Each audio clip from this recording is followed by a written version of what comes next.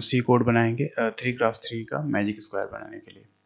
तो सबसे पहले मैजिक स्क्वायर को समझते हैं। वैसे तो आप जानते होंगे मैजिक स्क्वायर क्या है, फिर भी जैसे आप देख सकते हैं सामने जो आपके दिख रहा है, ये 3x3 का एक मैजिक स्क्वायर है।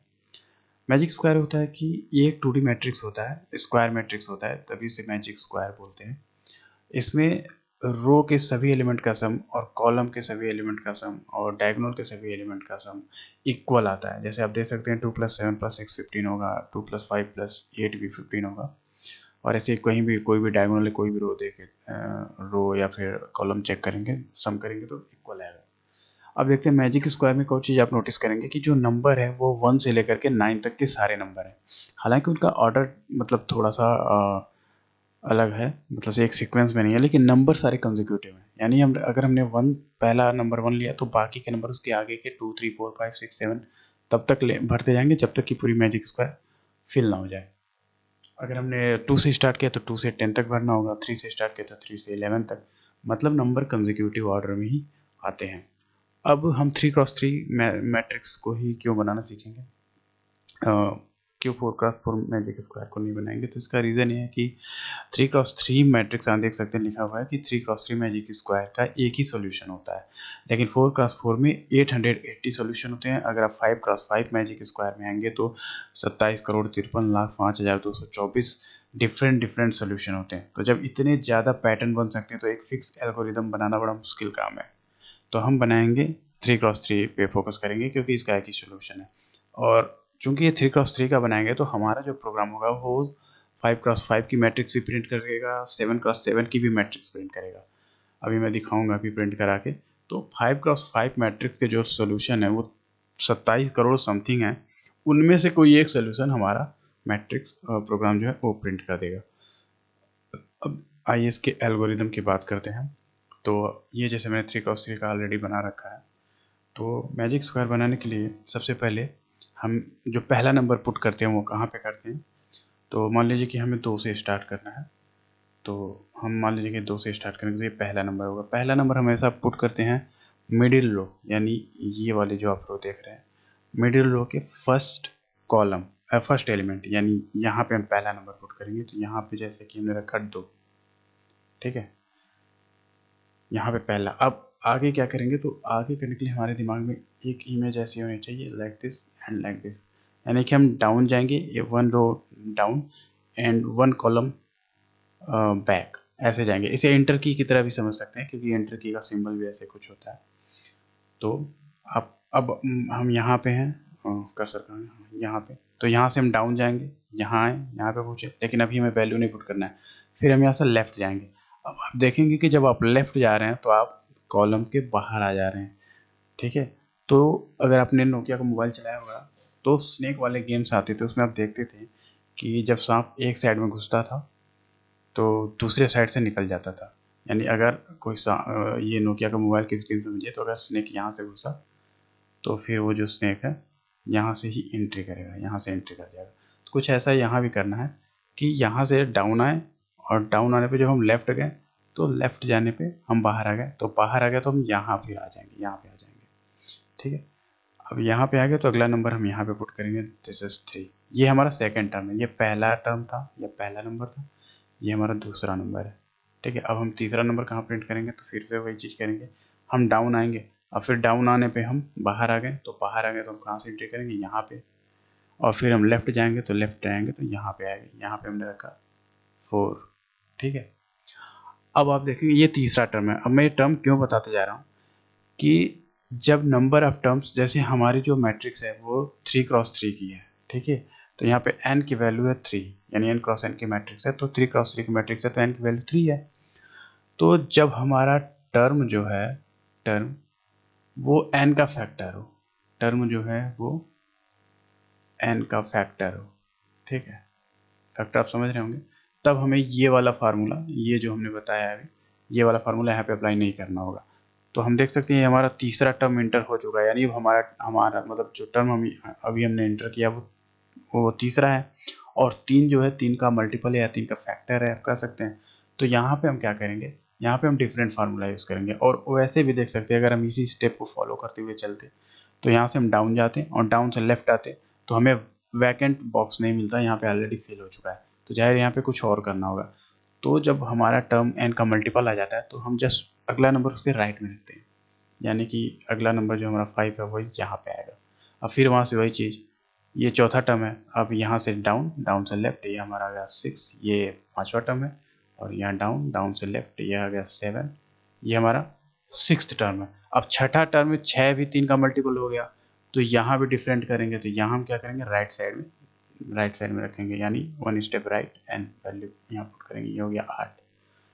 फिर यहाँ से डाउन गए बाहर आए तो हम यहाँ पे आ जाएंगे 4 नंबर पे, फिर यहाँ से लेफ्ट और यहाँ पे हम रखेंगे 9, फिर यहाँ से डाउन गए तो 2 पे आए, और 2 से लेफ्ट गए तो यहाँ से निकले तो फिर यहाँ एंट्री करेंगे, तो यहाँ पे हमने रखा 10 और हमारा मैजिक स्क्वायर बन गया। आप देख सकते हैं 9 + 4 13, 13 + 5 18 हो गया। यहाँ पे फर्स्ट रो में 18 आ रहा है, सेकेंड रो का सम करेंगे तो 10 + 6 + ये भी 18 आ रहा है, डायगोनल का सम करेंगे तो ये 9 + 6 + 3, ये जो हमारा डायगोनल आ रहा है ये भी 18 ही आ रहा है, ठीक है।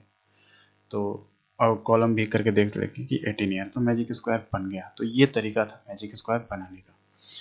अब ये थोड़ा सा हम टर्म देख लेते हैं कि चूंकि हमें सबसे पहला नंबर जो रखना है मिडिल रो में रखना है, फर्स्ट कॉलम में रखना है। हम जो 2D मैट्रिक्स रिप्रेजेंट करते हैं आई और जे के टर्म में, आई से रो और जे से कॉलम, तो ये तो पता है कि जे की वैल्यू तो फिक्स है, पहला कॉलम रहेगा तो जे तो 0 होगा, लेकिन मिडिल जो रो है वो वेरी करेगी, क्योंकि अगर 3 × 3 की मैट्रिक्स है तो यहाँ पे आई की वैल्यू 1 होगी मिडिल रो के लिए, लेकिन अगर 5 × 5 की मैट्रिक्स होगी तो वहाँ पे जो मिडिल वाला रो होगा वहाँ पे आई की वैल्यू 2 होगी। यानी आई वेरी करता रहेगा जैसे जैसे मैट्रिक्स वेरी करेंगे, लेकिन जे फिक्स होगा, जे तो सब में 0 होगा क्योंकि फर्स्ट कॉलम होगी। तो आई के लिए कुछ फार्मूला बनाना होगा, तो वो फार्मूला क्या होगा, तो मैं यहाँ पे बनाता हूँ। आई को हम लिखेंगे n-1/2। n जो होता है नंबर ऑफ रोज या कॉलम, दोनों सेम ही होते हैं स्क्वायर मैट्रिक्स में। तो इस मैट्रिक्स में n की वैल्यू 3 है, तो 3 - 1 2, 2/2, 2/2 हो गया 1। तो 3 × 3 के मैट्रिक्स में आई की वैल्यू 1 आ जाएगी, यानी मिडिल रो आ जाएगा। ये मिडिल रो के लिए फार्मूला है। दूसरा, अगर हम 5 वाली मैट्रिक्स लें, अगर n की वैल्यू 5 होगी तो 5 - 1/2 यानी 4/2, यानी 4/2 2 आ जाएगा। और 5 मैट्रिक्स में जो मिडिल रो होती है वो उसकी आई जो इंडेक्स वैल्यू होती है वो 2 होती है। तो अब आइए प्रोग्राम में आते हैं, एल्गोरिदम वहाँ से और अच्छे से समझ में आएगा। तो ये हमारा मैट्रिक्स है, प्रोग्राम है। थोड़ा सा मैं कमेंट कर रहा था तो ये खा सक गया है। हाँ सही है। कोड लिखने की आपको ज़रूरत नहीं है, कोड पूरा आपको डिस्क्रिप्शन बॉक्स में pastebin.com की एक लिंक मिलेगी, उस पर आप क्लिक करेंगे तो पूरा का पूरा कोड आपको मिल जाएगा, वहाँ से आप कॉपी पेस्ट करके अपनी आईडी में रन कर सकते हैं। आपको बस यहाँ पे समझना है। तो सबसे पहले हमने फंक्शन में हमने आई जनरल लिया है, और ये बताएंगे काउंट क्यों लिया है। पहले हम यूजर से कहेंगे कि n की वैल्यू इनपुट करो, यानी n × n की मैट्रिक्स बनानी है तो n कितना होना चाहिए, ये यूजर इनपुट करेगा। और हमने लिखा है कि n ऑड नंबर ओनली, यानी 3 × 3 या 5 × 5 ही बनाएंगे, तो n की वैल्यू ऑब्वियस ऑड होनी चाहिए। फिर भी यूजर हो सकता है जल्दबाजी में ऑड इनपुट करके कोई इवन नंबर इनपुट कर दे, तो हमने कंडीशन लगा दी है n-2 अगर 0 check for even number which is not acceptable, क्योंकि हमारा प्रोग्राम इवन नंबर पर रन ही नहीं करेगा। तो अगर यूज़र ने इवन नंबर इनपुट कर दिया तो हम प्रिंट करेंगे कि please inter only odd number, और एग्जिट हो जाएंगे, प्रोग्राम से बाहर हो जाएंगे। यूजर समझ जाएगा कि अगली बार रन कराएंगे तो ऑड इंटर करना है। अब यूज़र ने ऑड नंबर इंटर कर दिया, तो अब हम पूछेंगे कि इनिशियल वैल्यू क्या चाहते हो, यानी जैसे हमने अभी मैट्रिक्स जो हमने बनाई वो 2 से स्टार्ट की, हो सकता है यूजर चाहता हो कि 5 से स्टार्ट करे, पहला नंबर हमारा 5 हो, तो ये यूज़र बताएगा कि इनिशियल नंबर क्या होगा, वो हम नम में ले लेंगे।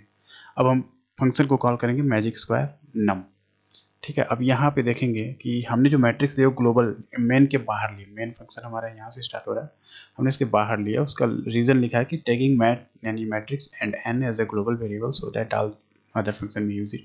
ग्लोबल वेरिएबल को कोई भी फंक्शन यूज़ कर सकता है ना, मेन भी कॉल कर सकता है, मेन के अलावा और कोई फंक्शन तो भी इसको रीड कर सकते हैं, मतलब आर्गूमेंट में भेजने की जरूरत नहीं पड़ेगी। अगर आपने फंक्शन पढ़ा होगा तो ये बात समझ रहे होंगे।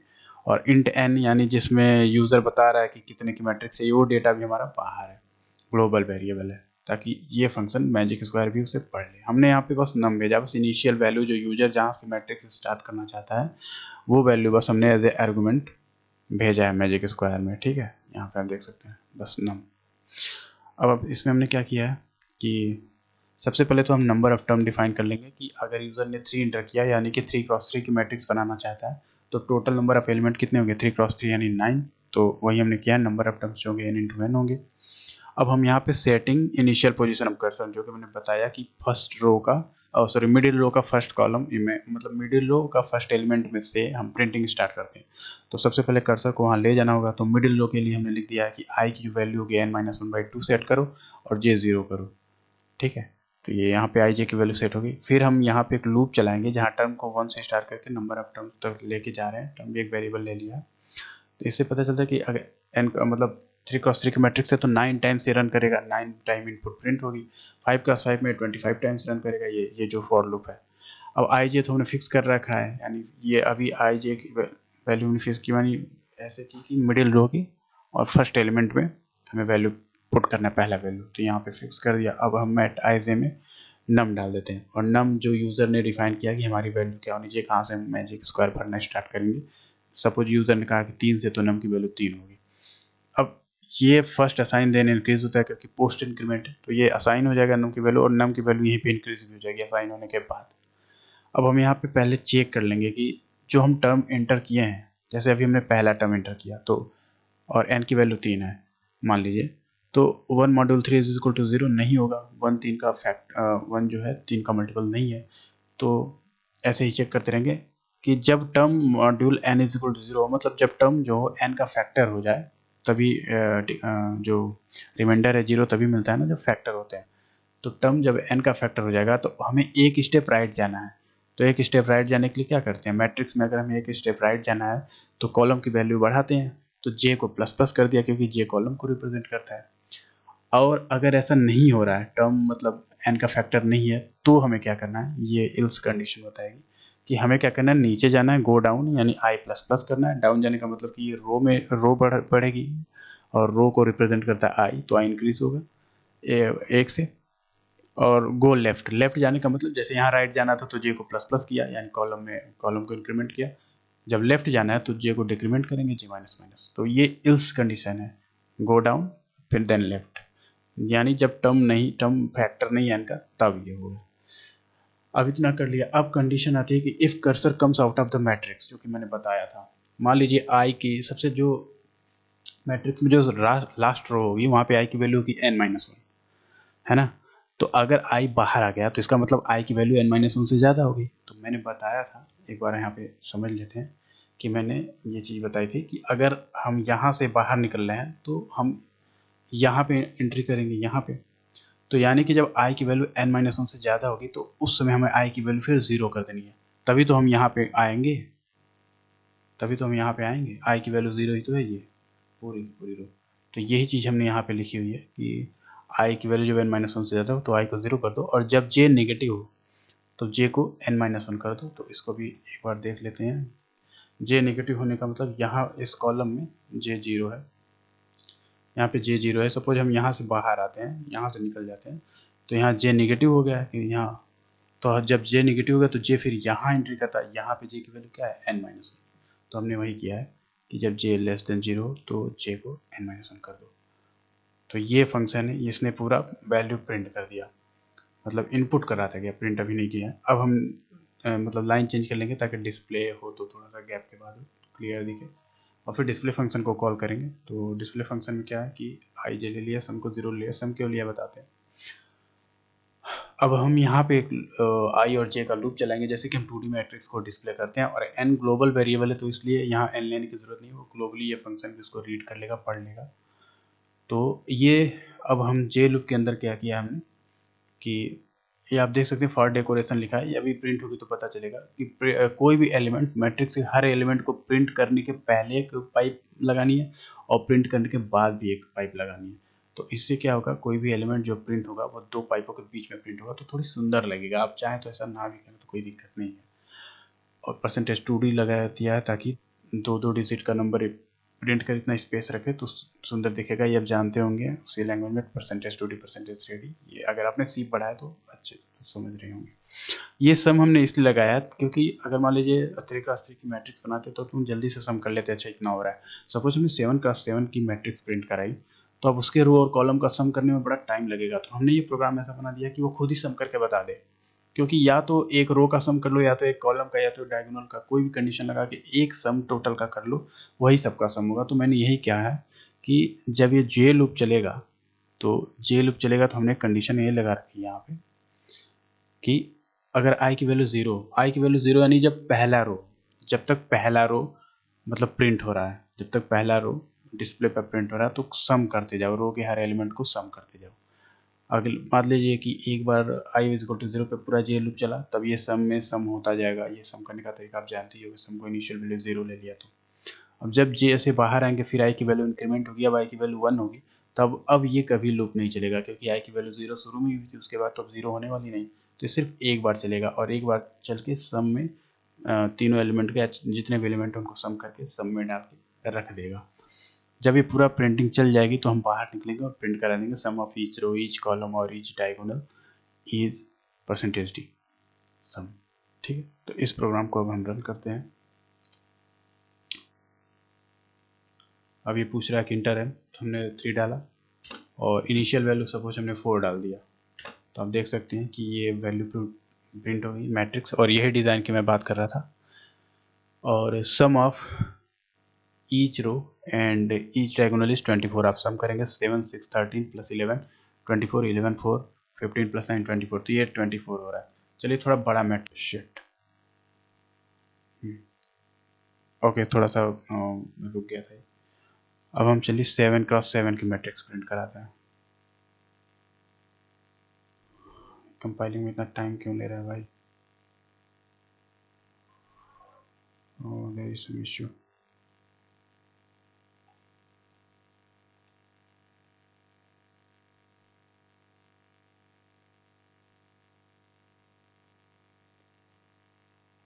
तो यहाँ से एग्जीक्यूट करते कंपाइल एंड रन करते हैं।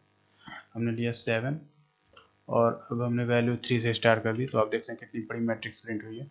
और सभी रो कॉलम का जो सम है 189 है। आप सम करके चाहो तो पॉज करके आप सम करके देख भी लो, सही ही होगा क्योंकि मैंने बनाया। तो इस तरह से हम मैजिक स्क्वायर को प्रिंट करते हैं। कोड आपको डिस्क्रिप्शन बॉक्स में मिल जाएगा। बाकी इसमें आपको कोई कमी दिखी हो, कुछ और आप इम्प्रूवमेंट करना चाहते हो, तो आपके टिप्पणियों का स्वागत है। Thanks for watching.